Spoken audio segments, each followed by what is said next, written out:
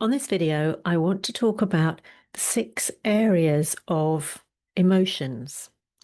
And it's not the only 6 areas of emotions, it's the 6 areas of emotions that I want to ask about and how important it is to give yourself an emotional audit because the number of people I'm listening to, I am speaking to, I am hearing from that are not emotionally attached, emotionally engaged, or emotionally feeling like they can give their all is getting more and more and more prevalent. So I have some questions to ask you if you're ready to do a little bit of a deeper dive on this for yourself. And if you've not done this before, now could well be the time to do it. I'm Lucy, and I'm a holistic peak performance coach. It's important to look at mind, body, and spirit. And if our emotions are way down, and they're way down all the time, or we don't even look at them, then the spirit isn't being lit up. And if the spirit isn't being lit up, it's not enabling the mind to light up from your spirit. So here's the first one. The first one is, do you feel worthy? Do you feel worthy in your life? Do you feel worthy in your job? Do you feel worthy in a partnership that you're in? Do you feel worthy to be in the groups, the friendships that you're in? And really look at that question, because worthiness most often comes from a sense of how worthy you were made to feel many, many years ago, how worthy you were made to feel in a previous relationship, perhaps, how worthy you were made to feel within a company. Because company culture can be very downtreading. People don't want you to get ahead. They want to give you criticism, feeling that that is the way to inspire you and to get you to do better instead of lifting you up. So, have you been made to feel less worthy than you really are? Answer that one first. Then, fairly similar, but not exactly the same, is, do you feel enough? Do you feel you're bringing enough to a relationship? Do you feel you're bringing enough to the work that you do? Are you enough as the leader that is leading yourself, your business, your company, or any relationship that you're in? Are you enough? Have you got enough to give? So that's number 2. And again, this can come from the past, experiences, events, and so on. The third one is along this array of mental well-being, because that's really what it is trust. Do you trust yourself? And I remember a time where I was signing up for things, doing the courses, getting started, signing up for something else, not finishing that one, starting on this one, feeling that that was a waste of time and money because I never actually finished and completed it, doing exactly the same with this one over here and then starting on something else. And I very rarely completed a course. I very rarely completed a book that I was reading. The completion thing wasn't there. It wasn't in place. So that made me lose trust in myself. I'm going to start something and I don't trust myself to finish it. So that didn't come from somebody else. That came from me. So also look at these emotional areas and ask it if it was from an event or an experience, or was it from something that you have put on yourself or a story that you've told yourself. I cleared away that self-trust. Now I do absolutely trust myself to finish things because I'm very intentional about what I get started with. So that's the difference. So you can look at these 3 things that we've covered so far. Are you worthy? Are you enough? Do you trust yourself? and look at it through the lens of, has it been an experience in my past, or is it a way that I was behaving in my past that has given me a no to any of these three questions?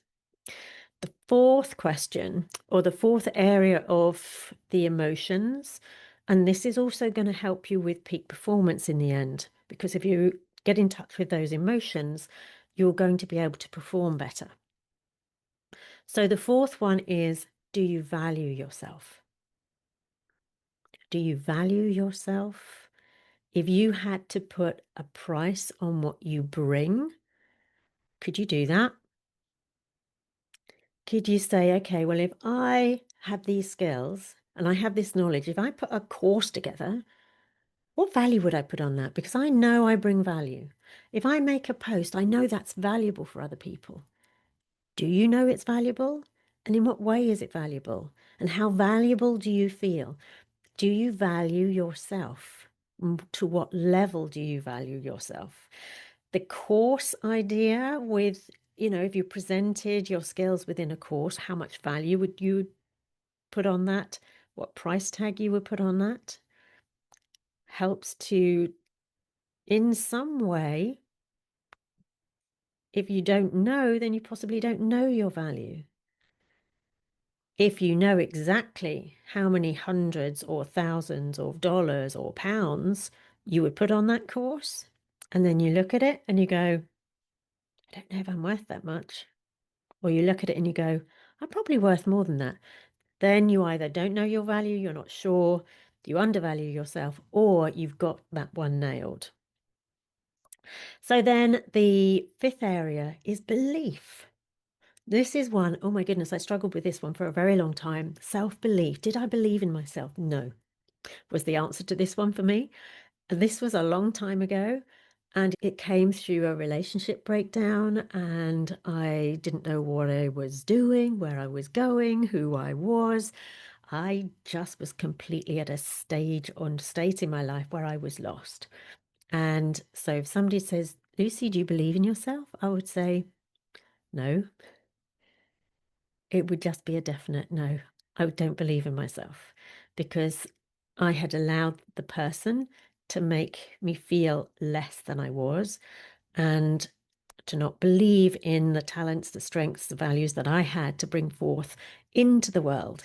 He kept on squashing and squashing and squashing. It wasn't always like that, but towards the end, it was very much like that. And so that's the fifth one, is belief. And do you believe in yourself?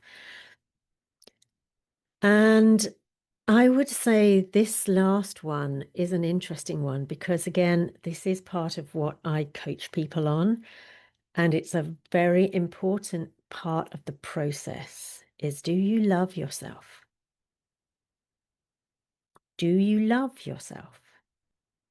And I don't mean in an egotistical kind of way. I mean in a, yeah, I love the way I behave. I love the way I show up. I love the way I interact with people. I love this about me. I love that about me. So if you're somebody who's very in tune with yourself, and you liking and you're loving how you're showing up, you can love yourself. You do love yourself. But if you're out of tune with all of the above, all of those other five things that we spoke about, this sixth one is not going to be a yes. It's going to be a no. Wouldn't even know where to begin. And I heard somebody saying this the other day, and it was one of the questions that she asks her clients when she starts working with them is, do you love yourself? And she said, I've never had a yes yet. And that really hit me, which is why I'm bringing all of this onto this video, because that was the catalyst for this. And I thought, it's not something that I stand for, is people that don't love themselves, that don't feel worthy, that don't feel valued. I want them to feel all of those things. I want you to feel valued, worthy, and you trust yourself, and you have belief in yourself, and all of these things. And at the top of all of this, you love yourself, because that is emotional well-being. And this is just a small part of a checklist you can go through. If you need any help with this, if you want to reach out, I'm here. I can help. And I can bring that out of you so that you can learn all of these things and you can understand why you don't value yourself or believe in yourself or feel you're enough. And we can go through a process that really helps to clear all of that stuff from the past as well as building for your future. There will be another video coming up on screen. I'll see you over there. If this was helpful in the meantime, do give it a thumbs up. Have the most awesome day. Bye for now.